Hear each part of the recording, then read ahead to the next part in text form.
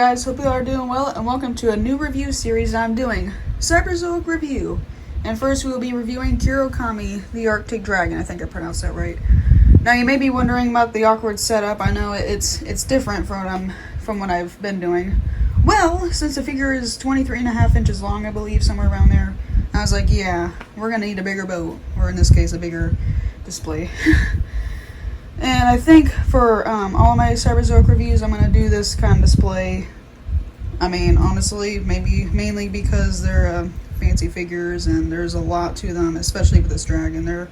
It's a big figure and I'm really excited for reviewing this guy. So yeah, without further ado, let's go ahead and dive in. So as always, we are going to review the package first. So this thing is massive, and here I'll put a 1/6 Raptor scale package here to compare. So yeah, this thing is pretty huge. Now you may realize, and as you can see here, you may realize right away if you've been watching my reviews, normally the package would have like a see-through like window here to view the figure inside of. I'm thinking because this package is so big and to prevent damage to the packaging and the figure itself, that's why it's enclosed. But I'm sure there's other reasons to it, but that's just my opinion. So I went ahead and took out the background here to display the figure for you to see. Here we go. It's pretty big. I don't know if I think it's a good. Yeah. So yeah, it's got that same background as the artwork in the back there. This is kind of like a bigger view of it. Looks like a paint or something. I'm just gonna set this back here because this is huge. One feature I really love about this package is that, as you see here, the edges here are actually slanted, giving it that kind of futuristic look. Cyberzoic, you know. And I think, spoiler alert, I actually got the other Cyberzoic beasts as well. I'm not going to show that right now, but all four of them have the slanted edges here, which is really cool. I think that's a pretty neat feature they have there. Alrighty, on the back, this thing's massive. So here we have the back, and really cool, you have the species profile here, and they even got lore here too, and put it back here so you can see. I'll hold it here in case you want to pause it to read it. And of course we have some other armor units here that you can get as well. Those are the other 4 that I mentioned, including this guy. These are the other ones that you can get. The beasts have already been released. The armors and all that are coming in May. So once I get that, then I'll review those guys. But until then, that's there. So yeah, those reviews are coming later. So yeah. On the sides here, you got the close-up of the package art. It's a little hard to see because of the lighting, but there you go.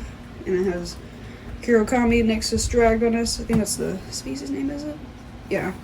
1/18 scale, and on this side, you get a closer view of the catalog shot, as you can see here too.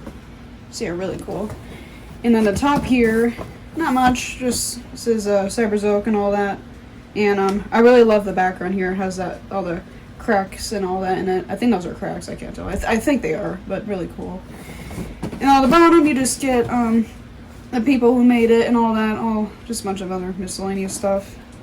And what I find really cool about this figure is that it originally used to be a model kit, and I'll post what the model kit looks like on the top left there.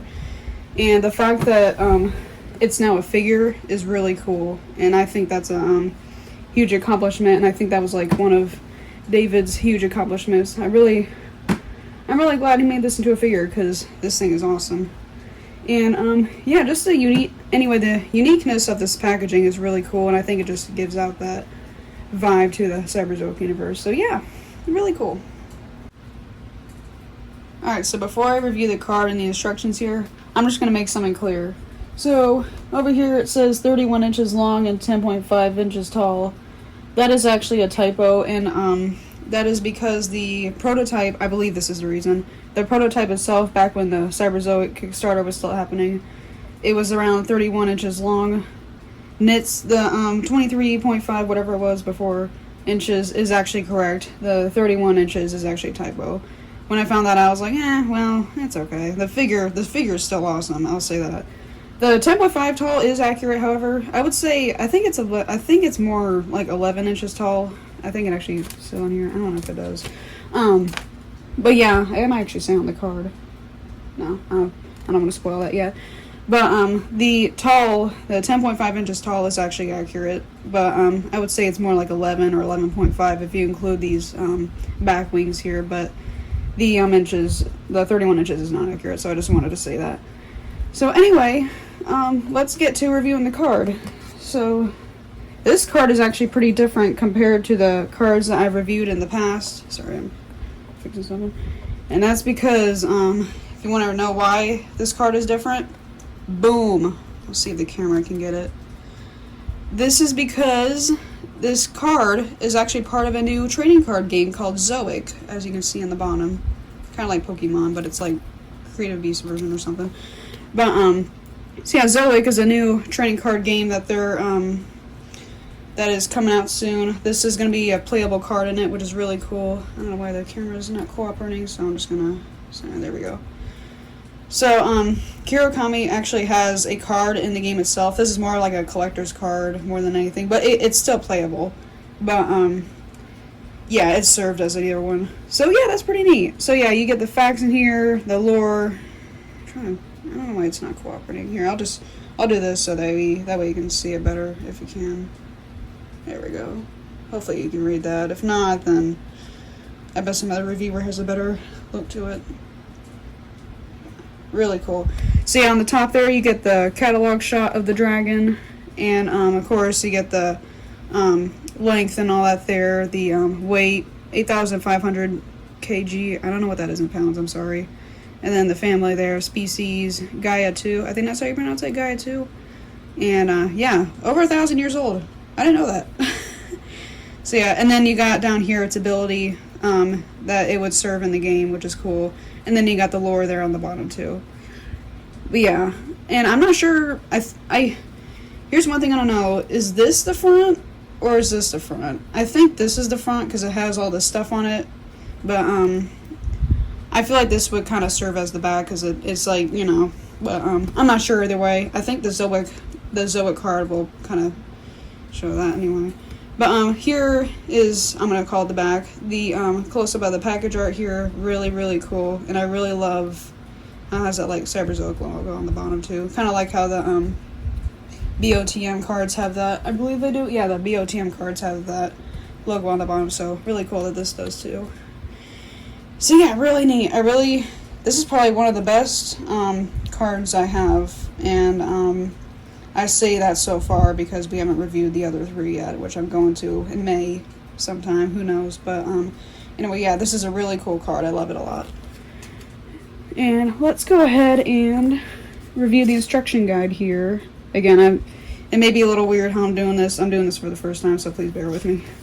So here we have the instruction guide on how to assemble the dragon exactly. So here it shows how to put the wings on. It's a little hard to see like the instructions because the font is black, but hopefully you can kind of see it. So here it shows like how to put the wings on to attach the feathers here in the middle, which I'm going to get into later once I review the dragon itself. And the wide range of motion you get with moving the neck joints and all that, which is really cool. And again, I'll feature that as well. And as well as here, how you put the tail on, which is a nightmare, by the way. I'm going to say that. If you decide to get this figure, just know the tail is going to be a pain. But the best way you can get it on is by using a hairdryer or putting it in hot water for 30 to 60 seconds, probably longer, just depends. And how to assemble the tail from there. Sorry, and the crazy motion with the tail, which I'm going to show you once we get into the figure as well. So yeah, and if you want, you can kind of pause the video there to see if you can get it. Again, it's the lining. It's, again, this is the first time I'll be doing this, so it's a little hard. So let me see if I can, like,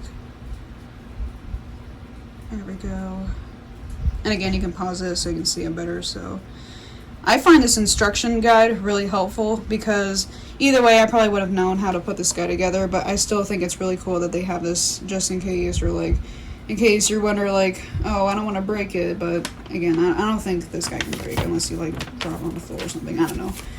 But anyway, yeah, that's the card and the instructions guide. And next I'll be showing the artwork. Lastly, before we review the figure, I'm going to show off some artwork. So this one I did a few years back, even back before Cyberzoic did their Kickstarter. Of course, I took this inspiration from the model kit, which is super cool, and the history and the making of the dragon goes a long way. I'm not going to talk about it because I already covered some of it, but I'll post a link down in the description in case you're curious. So yes, and if you're wondering, the orange, if you're wondering what's on the other side of this art piece, well, you're going to have to wait. Now, of course, if you're pretty familiar with Cyberzoic, you'll probably figure out what's on the other side if you've been keeping up with the updates and all that. But the only hint I can give you is Cyberzoic 2. That's all I can give you. But so yeah, this art piece is just mainly like an icy kind of a snowy environment. Again, inspiration. You see the little, I think it was a narwhal, wasn't it? A dead narwhal that this guy was feeding on. So yeah, really cool.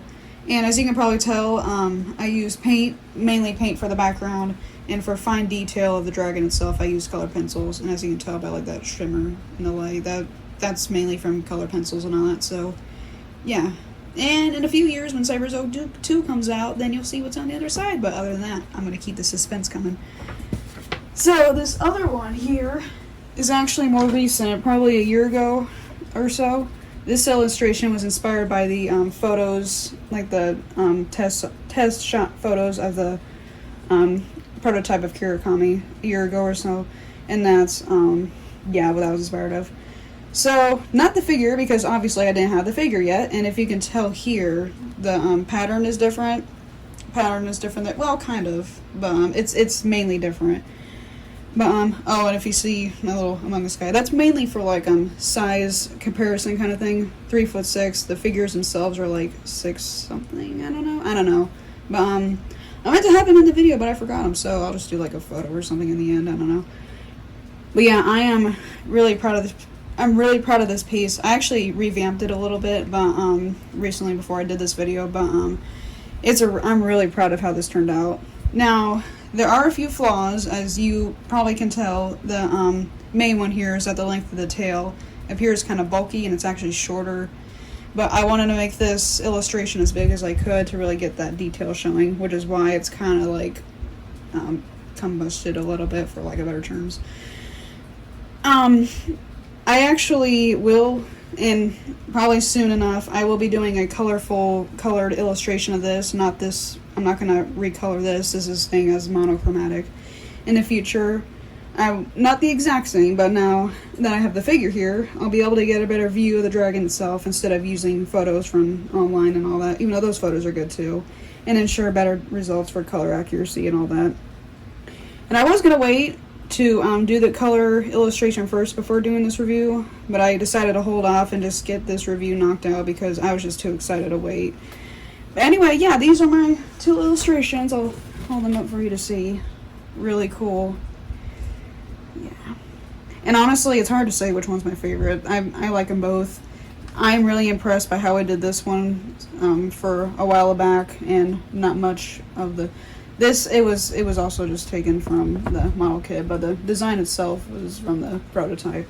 And of course, the posture and all this was from the prototype as well. And yeah, really cool. And the pattern may have some flaws on it, but this is more like practice more than anything, so I'm really happy how this turned out. So yeah, without further ado, let's review the figure. Alright, so I said it once, and I'm going to say it again. Just bear with me when I do this. He's a big figure, and it's going to be kind of tricky to show him to y'all in this kind of display. This is my first time doing this, so please just bear with me. I'm doing this for the first time, so please give me some sympathy. Have some sympathy. So, here he is. Here is Kuraokami. And I was correct. This figure does measure 23.5 inches long and 11 inches tall, or around 11 inches tall, somewhere around that. And features 34 points of articulation, so you can get some pretty good poses with this guy, not gonna lie. So, starting off with the head here. Again, please bear with me. So, starting off with the head. Very cool. It almost gives like a griffin or bird kind of vibe there, especially by the snout. It has like a beak there. And inside the mouth, you have that glossiness in there. You got the tongue in there. Let me move this out of the way real quick. Sorry. So inside the mouth here, you got the glossiness in there, and the tongue, the fleshy piece, there as well. And the tongue here, which honestly I find 10 times easier to pose around because it's bigger figure, bigger tongue compared to my raptors, which their tongues are kind of smaller. So, and I also love, if you can see here, the ridges on the mouth as well, and down here too, and the eye, really cool. And that little speck of yellow on the other side too. Let me show you on the other side too. Kind of right there, kind of hard to see from the lighting. Kind of gives some like emphasis there, not too greatly, but it gives some kind of emphasis there, especially with the head. So yeah, pretty cool. And along the neck here, you got these rubbery pieces, or like different texture. They're not like plastic hard, they're rubbery, which helps make articulation and posing easier. And I also love the texture of the feathers too, and the coloration is beautiful. And up here, you have a very cool dividing path of fins here. Sorry. Let me just do it like this. Here we go. So up here, you have a pretty neat dividing path here, fins. And what's really cool about that is when you move the head up, let me put them down real quick. Here's what I mean by the motion. It's like you can put them like really far down like that. And then when you move his head up, this spike right here, or horn, whatever it is, it goes like in between that little thing there, which I find a really cool feature. I really love that addition they made there. Makes the articulation of the head easier, and it's really cool. Definitely helps with articulation, especially that's probably why it was a separate thing they mentioned in your instructions. And then down here, and chest here, you can see those like spikes on the chest here. Give you a better view from here. Very cool.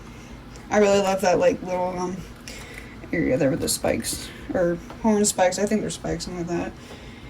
And here, the legs. I'm going to show you this detachable feature here. So these feathers here, in case you don't want the feathers on the legs or any of that, you can just detach it like this. So they won't break or anything. It's just like that. And you can do it with the back ones here too.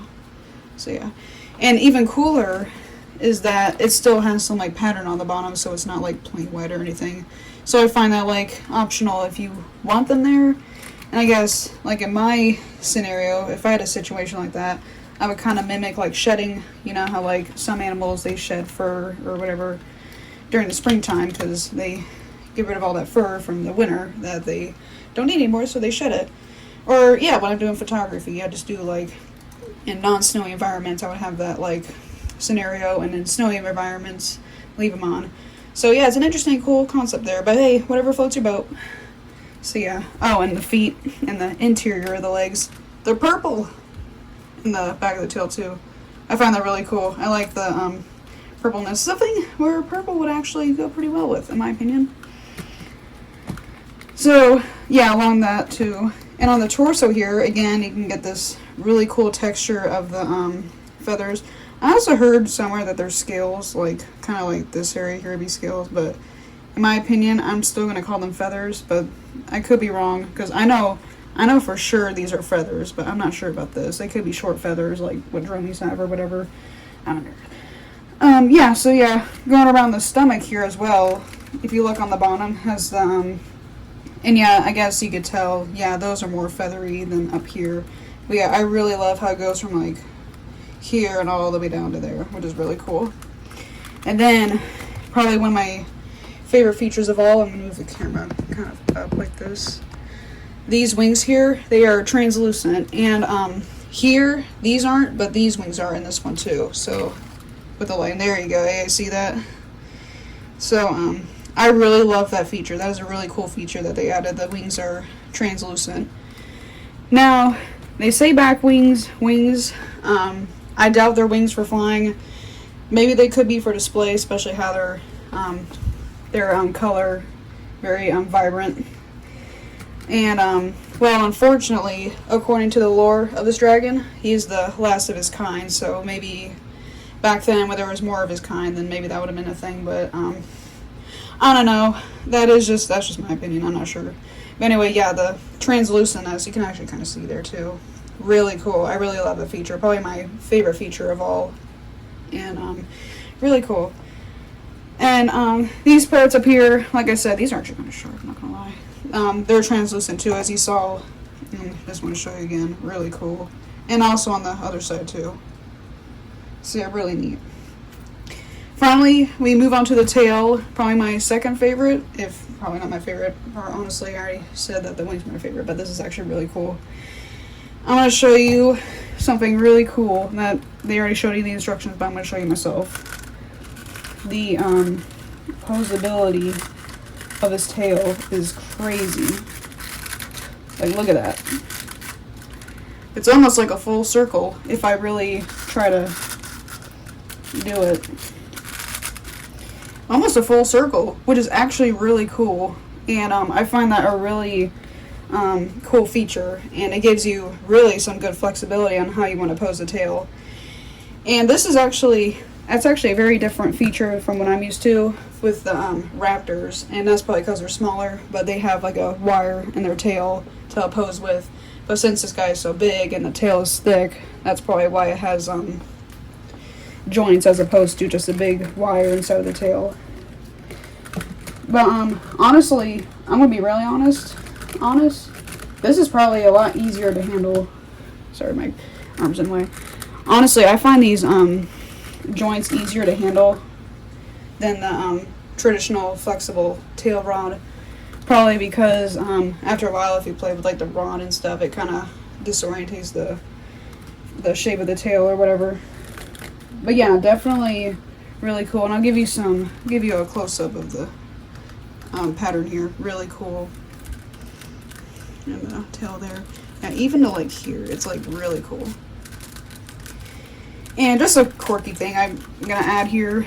I'm not sure if this is true or not, but like as you can see, like the pattern on the legs and the torso here and the tail. I'm not sure if this is true, but I think they're different. Kind of like a finger on your finger.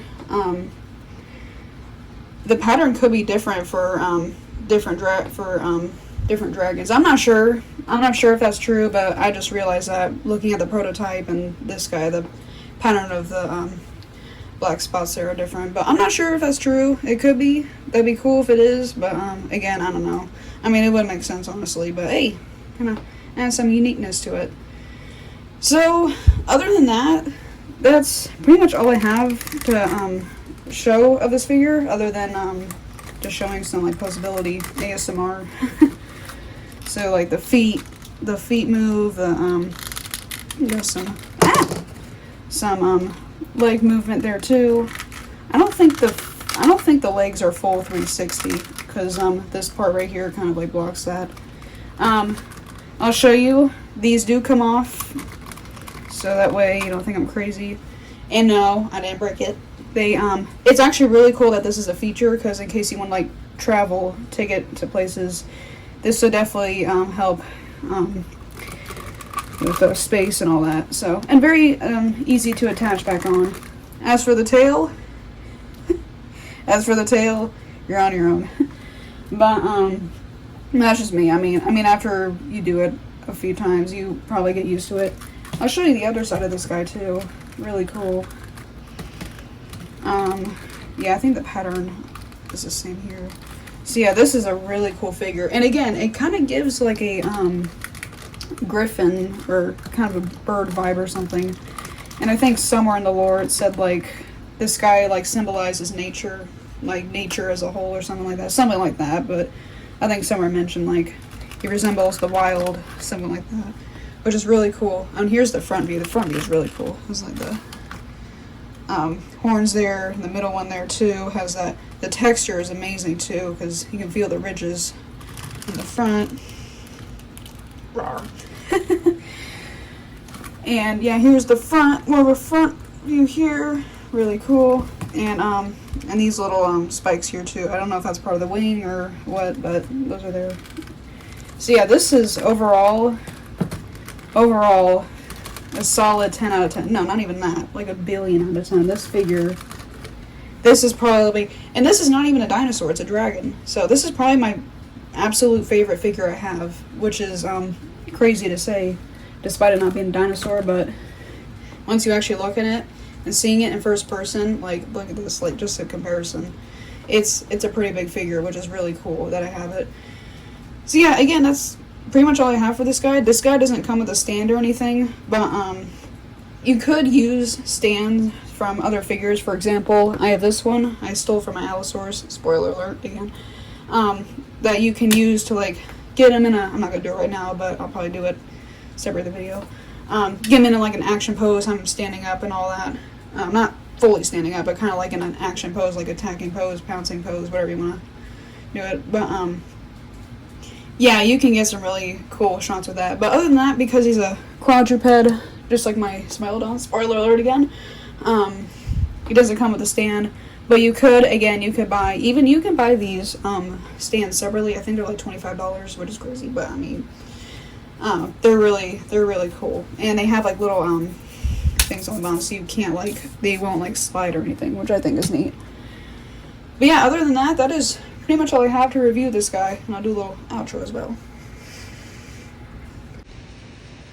So before closing it off, I do have some comparison photos I would like to share with Kuraokami with some of my raptor figures. And I have displayed with them the 1/6 scale Velociraptor, 1/18 scale Dromaeosaurus, 1/18 scale Deinonychus, and 1/18 scale Utahraptor. So yeah, this beast pretty much dwarfs most of the other figures, which is crazy, with the exception of the bigger raptors. But with the 1/18 scale Velociraptor, it's tiny compared to this guy, so yeah, really cool.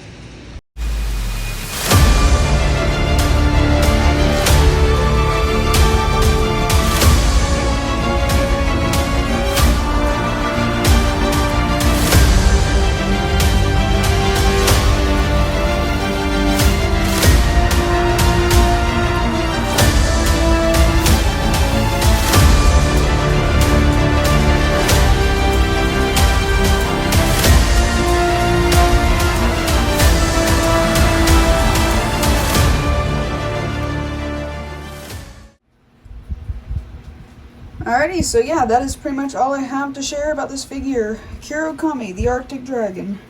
And if you want one of your own, they're a bit pricey. It goes for around $230. Shipping varies depending on when you're from. But I think in the US it's like $23 or something, so it's more like $250. I don't know.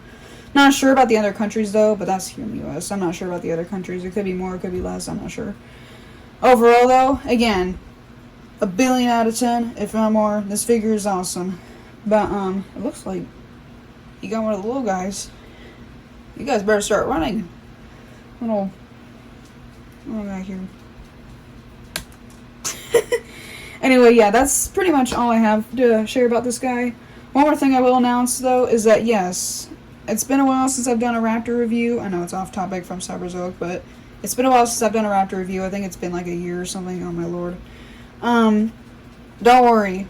I've got at least 6 that I have to do, and I've already done 2 of them. They're just in the process of editing and all that. And as for Dromaeotraitor, 1 more episode to go. I'm not 100% sure if I'm going to do a season 2, but it's in my mind, so I'm not sure, but it's in my mind. I just gotta think of, like, episode ideas and all that. And if you have any ideas, suggest it in the comments. I don't care. I don't mind, but yeah, other than that, that is pretty much all I have to share about this guy. I'm really happy that I got this figure. Obviously worth it for the money. I know it was a bit pricey, but I am still glad I got this figure, and it is a really cool addition to the collection, and it's definitely going to help build up the Cyberzoic atmosphere in my room. So yeah, that's pretty much all I got. So there you have it. See ya.